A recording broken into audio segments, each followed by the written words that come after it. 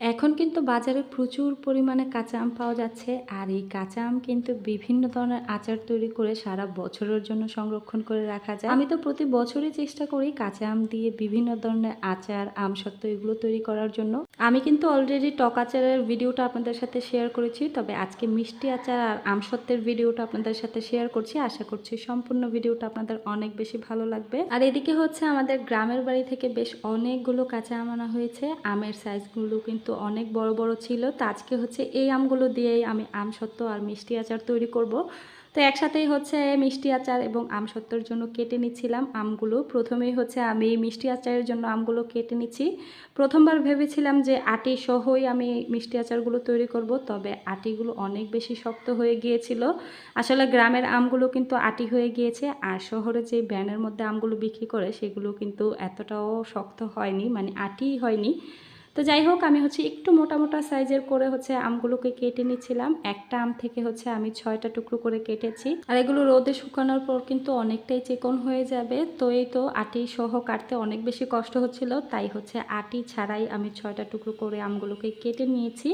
তো এই তো আমার মিষ্টি আচারের আমগুলো কাটা শেষ। এদিকে কিন্তু আমি আমসত্ত্বর জন্য আমগুলো কেটে নিয়েছি। তবে আমসত্ত্বর আমগুলো একটু ছোট ছোট টুকরো করে কেটে নিয়েছি। আর এদিকে মিষ্টি আচারগুলো তো কেটে নিয়েছি একটু মোটা মোটা করে। তো এখন হচ্ছে আমি আগে আমসত্ত্বটা বসিয়ে দিচ্ছি সেদ্ধ করার জন্য। আমগুলো হচ্ছে বেশ ভালো করে ধুয়ে একটু পানি দিয়ে হচ্ছে আমি সিদ্ধ করতে বসিয়ে দিয়েছি। এখানে হচ্ছে আর কিছু দেওয়ার প্রয়োজন নেই, জাস্ট ঢেকে সিদ্ধ করে নেব। তো এদিকে আমটা সিদ্ধ হতে হতে আমি হচ্ছে এই আমটা রেডি করে নিচ্ছি। এখানে হচ্ছে মিষ্টি আচারের জন্য আমি আমগুলো ধুয়ে ভালো করে এখন হচ্ছে অনেকটা পরিমাণে সরিষা বাটা দিয়ে দিচ্ছি। তবে আপনাদের হাতের কাছে সরিষা বাটা না থাকলে কিন্তু কাসুন্দিও দিতে পারেন। তারপর স্বাদ মতো লবণ দিয়ে দিচ্ছি। তারপর হচ্ছে এখানে হলুদ গুঁড়ো দিয়ে দিচ্ছি, তবে কালার যে যতটা চান ততটা দিবেন। তারপর হচ্ছে মরিচ গুঁড়ো দিয়ে দিচ্ছি। মরিচের পরিমাণও কিন্তু আপনাদের পছন্দ মতো দিতে পারেন, ঝাল যে যতটুকু খেতে চান ততটুকুই দিবেন।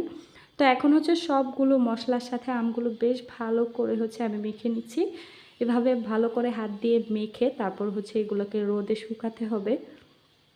তো এটা আমার আমগুলো কিন্তু মাখানো হয়ে গিয়েছে। এখন হচ্ছে এগুলাকে 2 দিনের জন্য রোদে দিয়ে রাখবো শুকানোর জন্য।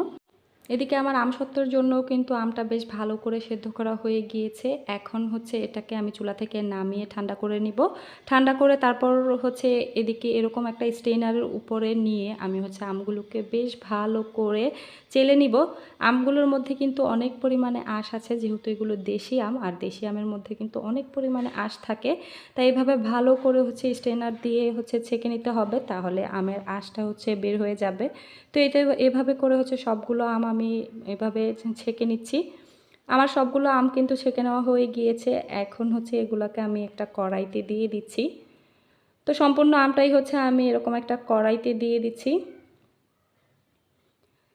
এবারে হচ্ছে আমের মধ্যে আমি পরিমাণ মতো চিনি দিয়ে দিচ্ছি। চিনিটা হচ্ছে আপনারা যতটুকু মিষ্টি খেতে চান ততটুকুই দিবেন। অনেকে হচ্ছে একটু টক ঝাল মিষ্টি পছন্দ করেন, তবে আমি বাচ্চারা যেহেতু খাবে তাই একটু মিষ্টি করেই হচ্ছে আমসত্ত্বটা তৈরি করছি। তারপর হচ্ছে এখানে স্বাদ মতো একটু লবণ দিয়ে দিচ্ছি। তো এই তো লবণ, চিনি, তারপর আমটাকে বেশ ভালো করে মিক্স করে হচ্ছে কয়েক মিনিটের মতো জাল করতে হবে। তো এখন যেহেতু কাঁচা আমের আমসত্ত্ব বানাচ্ছি তাই একটু গ্রিন ফুড কালার দিচ্ছি, এতে করে কালারটা খুব সুন্দর আসবে। তো এই তো আমার আমসত্ত্বর কালারটা কিন্তু একদমই সুন্দর গ্রিন কালারের হয়ে গিয়েছে। এটাকে হচ্ছে এখন একটু নাড়াচাড়া করে জাস্ট নামিয়ে নিব, অনেকটাই ঘন হয়ে গিয়েছে। তো এই তো এরকম একটা ছড়ানো পাত্রের মধ্যে হচ্ছে আমি তেল ব্রাশ করে নিচ্ছি, এতে করে আমসত্ত্বটা উঠাতে অনেক সুবিধা হবে। রোদে দেওয়ার পর কিন্তু বেশ ভালোভাবে উঠিয়ে নেওয়া যাবে। তো এই তো আমি আমসত্ত্বটা হচ্ছে এই পাত্রের মধ্যে দিয়ে দিলাম।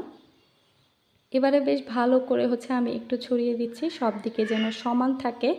রোদে শুকানোর পরও যেন একদিকে একটু বেশি মোটা আরেক দিকে যেন পাতলা এরকমটা না হয়, তাই সব দিকে একটু সমান করে দিলাম। এটাকে হচ্ছে এখন শুকিয়ে নেব বেশ ভালো করে। এদিকে কিন্তু আমার 2 দিন পরে আমটাও বেশ ভালো করে শুকানো হয়ে গিয়েছে। তো এটা কিন্তু সম্পূর্ণ 2 দিন লাগেনি, একদিন পুরো রোদ আর একদিন হচ্ছে অর্ধেক বেলা দিয়েছিলাম রোদে।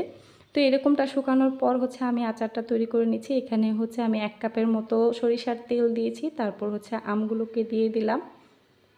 তারপর হচ্ছে এখানে 1 কাপের মতো চিনি দিচ্ছি। তো এবারে সম্পূর্ণ আম, তারপর চিনি আর তেলের সাথে বেশ ভালো করে হচ্ছে মিক্স করে নিব। এটাকে হচ্ছে 2 থেকে 3 মিনিটের মতো বেশ ভালো করে একটু ঢেকে জাল করতে হবে। তো এই তো এরকমটা যখন হয়ে যাবে, একটু নরম নরম হয়ে যাবে আমটা, এই পর্যায়ে হচ্ছে আমি একটু চিলি ফ্লেক্স দিয়ে দিচ্ছি। আপনারা চাইলে ঝালটা যে যতটুকু খেতে চান ততটুকু দিতে পারেন, চাইলে আরও একটু কমও দিতে পারেন। আমি হচ্ছে একটু টক ঝাল মিষ্টি করে তৈরি করব, তাই হচ্ছে সম্পূর্ণ উপকরণগুলো আমি আমার পছন্দ মতো দিলাম। এখন কিন্তু আচারটা আমাদের প্রায় হয়ে গিয়েছে। আমি হচ্ছে 1 চামচের মতো পাঁচফোড়ন দিয়ে দিচ্ছি। এখানে কিন্তু পাঁচফোড়নটা না দিলে খুব সুন্দর একটা আচারের ফ্লেভার পাওয়া যাবে না, তাই মাস্ট পাঁচফোড়নটা দিতে হবে। তো এই তো পাঁচফোড়ন দেওয়ার পর আর 2 মিনিটের মতো জাল করে খুব সুন্দর একটা কালার চলে আসছে। তো ঠান্ডা হওয়ার পর হচ্ছে আমি একটা প্লেটে নিয়ে আপনাদেরকে দেখাচ্ছি যে আচারের কালারটা কতটা সুন্দর হয়েছে আর কতটা পারফেক্ট হয়েছে। একটা আমের টুকরোও কিন্তু একদম গলে যায়নি, প্রত্যেকটা আমই একদম আলাদা আলাদা আছে আর খুব সুন্দর একটা কালার এবং টেস্ট অনেক ভালো এসেছে। আর 2 দিন পর কিন্তু আমার আমসত্ত্বটাও বেশ ভালোভাবে শুকিয়ে গিয়েছে। আমি হচ্ছে আমার পছন্দ মতো সাইজ করে কেটে নিয়েছি আমসত্ত্বগুলোও কিন্তু অনেক বেশি মজার এবং অনেক বেশি সুন্দর হয়েছিল। কিছু হচ্ছে এরকম লম্বা করে কেটেছি আর কিছু আমসত্ত্ব হচ্ছে একটু রোল করে কেটে নিয়েছি। আপনারা আপনাদের পছন্দ মতো যে কোনো সাইজ করে হচ্ছে কেটে নিতে পারেন। আর এই আচার আর আমসত্ত্ব কিন্তু এভাবে করে সারা বছরের জন্য সংরক্ষণ করে রাখা যায়। আর আমার বাসায় কিন্তু এগুলো একদম সারা বছর কখনোই যাবে না, এক নিমিষেই হচ্ছে খেয়ে শেষ করে ফেলে। আমার বাচ্চাদের আর আমার হাজব্যান্ডের তো আচার আর আমসত্ত্ব অনেক বেশি পছন্দের, তাই প্রতি বছর চেষ্টা করি ওদের জন্য বিভিন্ন ধরনের আচার আর আমসত্ত্ব তৈরি করে রাখার জন্য। তো আপনারাও আপনাদের প্রিয়জনের জন্য চাইলে এভাবে আমসত্ত্ব আর আচার তৈরি করে রাখতে পারেন। তো কেমন লাগলো আমার আজকের ভিডিও অবশ্যই কমেন্ট করে জানাবেন।